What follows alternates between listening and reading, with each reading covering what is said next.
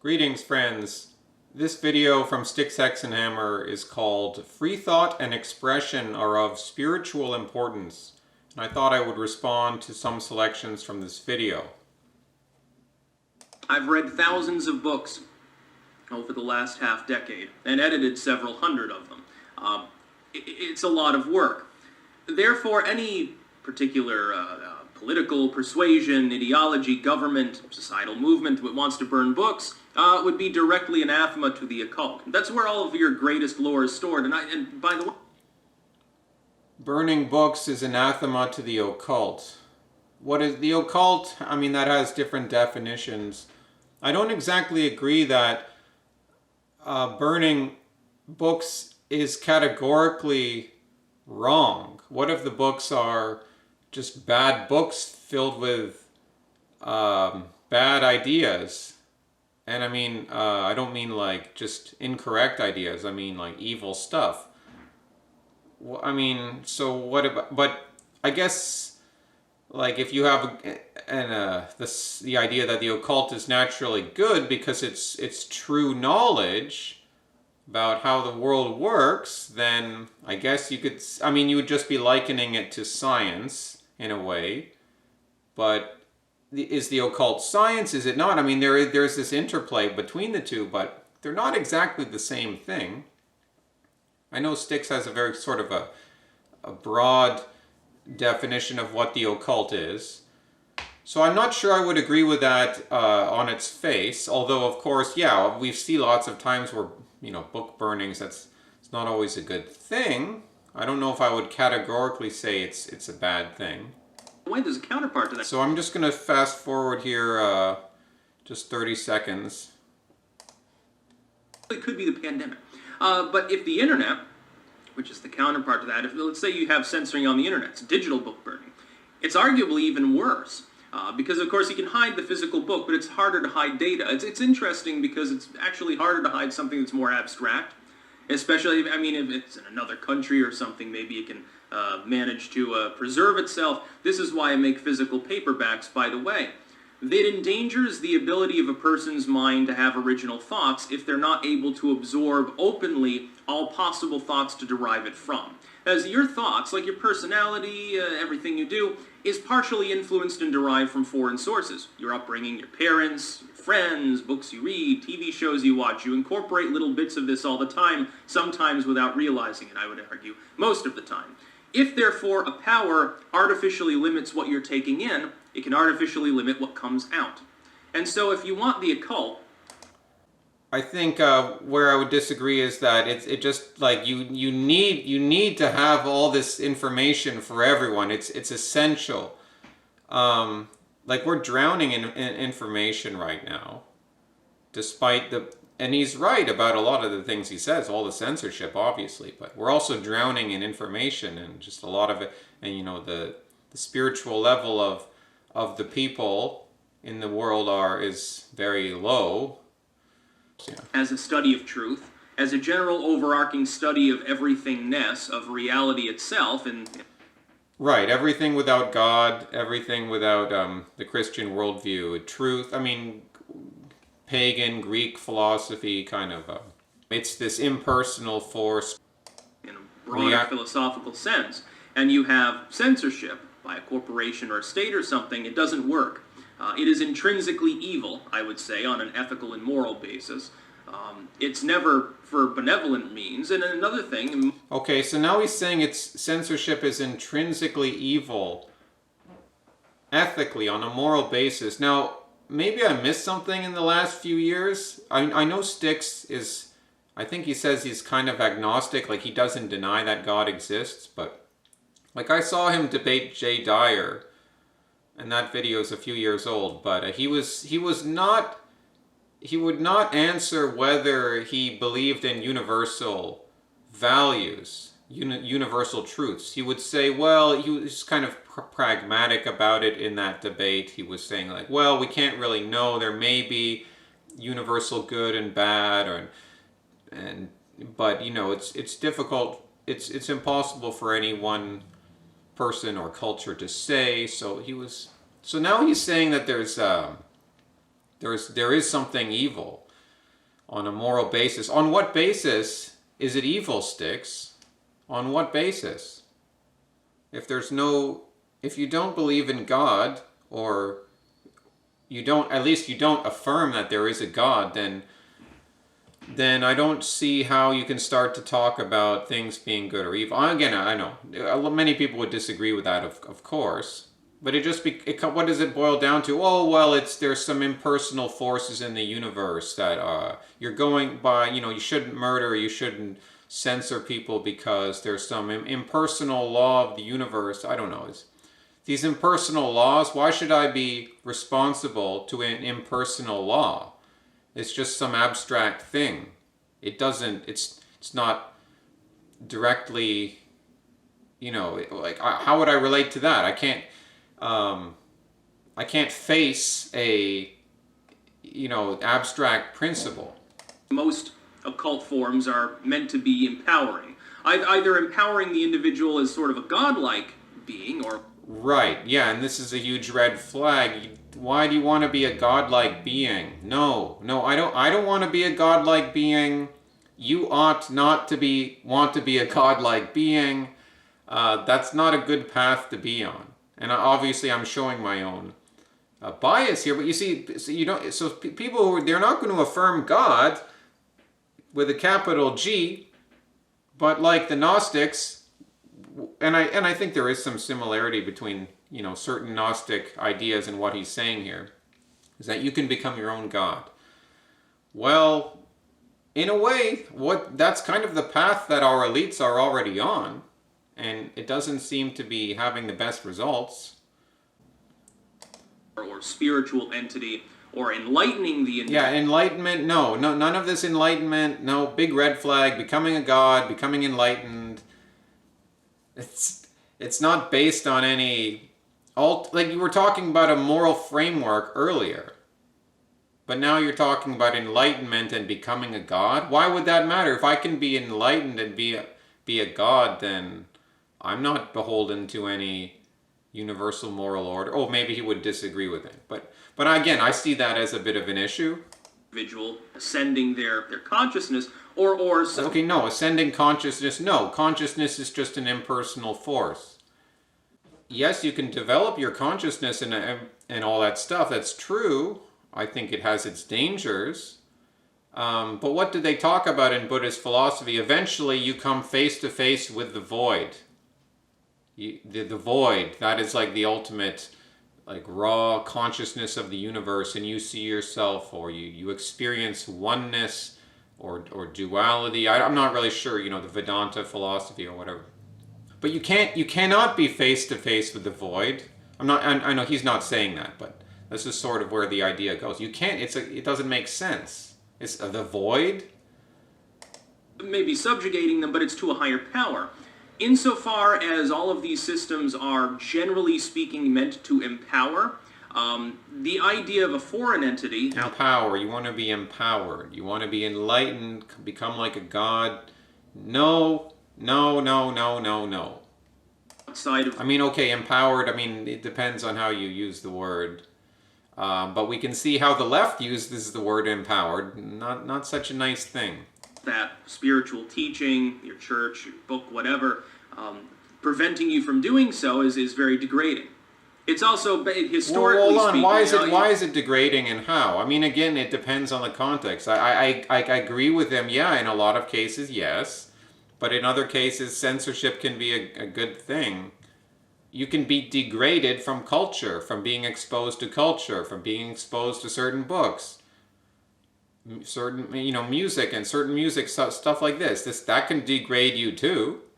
Maybe censorship from good things can degrade you too. But I don't think he has that foundation here. It's hard to be an occultist without understanding basic history as well. Just trust me. You'll learn. Yeah, I agree, and it's important for people to know history. And clearly, they're trying to erase or rewrite history for their own purposes. He who controls the present controls the past, or he controls the future controls the past. You know the saying.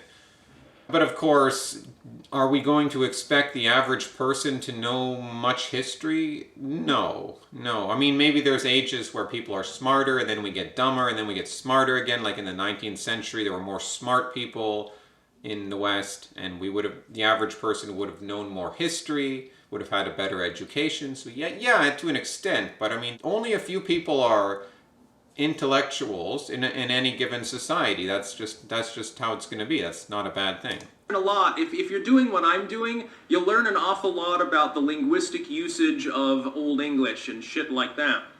You'll learn an awful lot about historical medicine and stuff. History shows us that censorship is always a bad idea. And Really? I mean, I know you can think of obviously what the Soviets did and what the Nazis, what happened in the 1930s, and but again, were all the books that the Big H burned, were they all like great? Did we need all of them? We probably needed a lot of them. Now, what about the Cathars? Are you going to stand up for the Cathar heretics in what was it, like in France during the Middle Ages? They were put down pretty brutally and decisively. But I don't think I didn't want Europe to become more like heretical and more, I mean, I guess it was going down that route anyways, but they were basically like a Gnostic subversion of the institution of the Catholic Church at that time, which had not yet fallen to the degree that it has today. I don't think it was bad that the Cathars were suppressed. Or what about Islam? Like, Islam obviously spread throughout the world. Is that just such a great thing? Naturally, it just should have spread. The teachings just should have spread. I mean, without this foundation, as there being one truth, one God, one history to which we're all subject to, all the peoples and cultures of Earth. Without that foundation, then I don't see how you can make these claims that it's just naturally, censorship is just automatically always the wrong thing. And causes mass killing. I would like to censor some of the left's ideas if we got into power. That's not going to happen anytime soon. And they're trying to censor me and people like me. And that's, no point in getting angry about it. That's kind of understandable. And pogroms and superstition and so forth. It's funny, people think of the occult, they think of superstitions from a very Christian background too. It's funny how much ideology about it in Western cinema and literature. Yeah, I don't have any issue with what he's saying here. I mean, obviously, yeah, the occult, it has certain different definitions. And fiction literature comes from like Hollywood adaptation style stuff from Salem, from the Burning Times. And it's superstition. It was wrong. It was always wrong to begin with. It's always wrong now. Now we look at it maybe in a more academic sense. Yeah, I mean, it's true that a lot of these witch trials, yeah, they don't seem like they were the best things. But I mean, there are witches in the world. There are witches, and you can do sorcery. You can do evil spells. I don't know about the efficacy of these things, but there is evil tied up with ritual practices. But that was what people believed at the time. And essentially, the occultists of the day, the wise woman dispensing abortion herbs. So I missed that the first time that I listened, and did you catch what he said there? He said, occultists of the day, the wise woman dispensing abortion herbs. The wise woman dispensing abortion herbs. Well, should the books teaching how you perform abortions with herbs, does that sound like something that should be burned? Yeah, it does. It does sound like something that should be burned. And if you caught some lady back then doing that, even if she wasn't practicing sorcery, but she was passing that knowledge along, you could be forgiven for calling that person a witch. And shit, people with a basic understanding of chemistry and stuff. Just having knowledge, we're getting into the situation where just knowledge itself is the occult, but the occult is something hidden. Or maybe he wouldn't agree with this definition, but the occult has been traditionally esoteric or secret knowledge for secret societies. And honestly, if you want to destroy secret knowledge that you're not allowing the majority of humankind to access, then, well, first of all, how's that any different from censorship? And why? And then given that, if they're trying to hold these secret books and teachings from everyone else, like why not burn it? I mean, they're trying to hold it from the rest of the population anyways. But then by doing that, they're also being censorious. So it's like, I don't know. Rounded up and killed, or people who were philosophical dissidents to the establishment at the time, wink wink nudge nudge, those people that were burned at the stake or drowned in a river somewhere, that were genuinely, in that sense at least, if not meaning to be magical or meaning to do sorcery, which they typically weren't, but they were the ones with knowledge. Right, okay, so here we see, maybe it's just a difference of opinion. For him it's more about knowledge. But again, the occult, it does have an association with sorcery, magic. But then again, if you don't agree with that definition, it is generally esoteric, secret knowledge, which I do have a bit of an issue with. That's not how Christianity works. They're not supposed to have secret societies. The knowledge is supposed to be there for everyone. I mean, understandably, not everyone is going to access that knowledge. And of course, for like the first 1,000 years of Christianity, most people weren't accessing the knowledge. Most Christians weren't reading any Bible. The Bible hadn't really been put together for a number of centuries.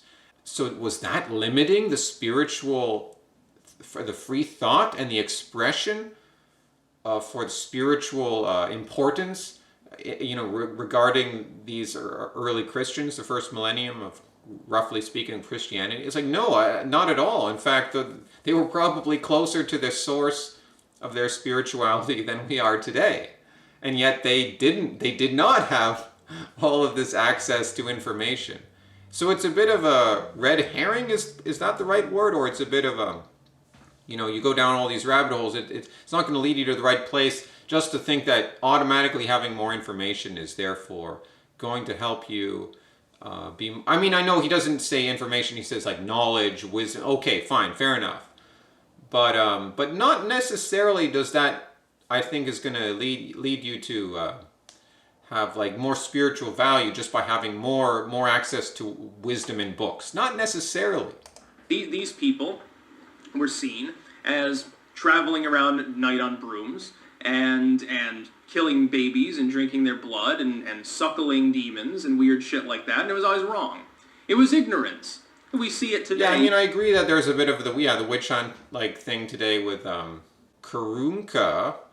That is something that has a bit of a witch hunt sort of cult aspect to it.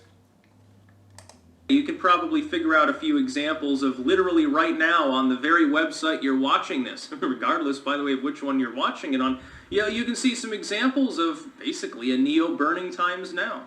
I would argue, therefore, it's in the interest of all occultists to oppose censorship and authoritarianism whenever possible. I think we're going to either have left-wing authoritarianism, or you're going to go back to monarchy, which I guess you could say is a form of right-wing authoritarianism. So I guess take your pick. People are capable, and this goes into my belief in evolution, which I think is ironclad. Yeah, well, obviously I don't believe in evolution, and I certainly don't think evolution is ironclad. This is sort of beyond the scope of this video. I've discussed this in on many other videos, but certainly you can say that scientifically there's a lot more doubt raised these days. But it doesn't matter, because philosophically it doesn't work. You don't even have to get into the science. Philosophically, it doesn't work. Something came from nothing, apparently. No, that's a bad philosophical starting point. If you believe that good tends to be preserved and what doesn't work tends to be destroyed... Good. What is good? On what basis is good? On what basis in this... Now he's talking about how he believes in evolution, but now he's saying good, but good. What is good in I guess it depends on how... But in the evolutionary world, like, there is not really even any soul or spirit or the good.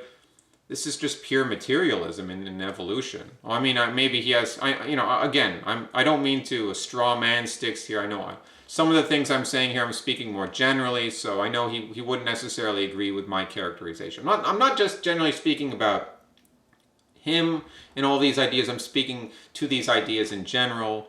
Please understand that here. Styx is a relatively smart guy. He has a lot to contribute in terms of a political analysis. He's often on the ball. But yeah, I mean, obviously I don't agree with all of his ideas. Time, slowly or quickly. Then you have no reason to believe in censorship because the right ideas, at least for the moment, in the subjective sense or in a more absolute sense, will be more accepted, and the shitty views will tend to become less accepted over time. Right. So the bad ideas get sorted out, and the good ideas get accepted over time because, we can all be free thinkers, and naturally we're going to reason, and the right ideas are going to come through. And you see, that's why we have LGBT parades today. LGBT pride parades today. That's why we have that, because we've thought about it, and it makes sense. And that's why Islam spread so much in the world, because we just had time to think about it. And okay, I know he would disagree. He would say, oh well, they did that from censorship and all of that. But I'm just trying to say that no, I don't. We're not. I mean, this is kind of like a like a classical liberal or libertarian or sort of way of looking at it, that we're all these individuals, we're all reasoning, and we're not all reasoning individuals. We're not. So that ain't gonna work. Hasta luego, amigos.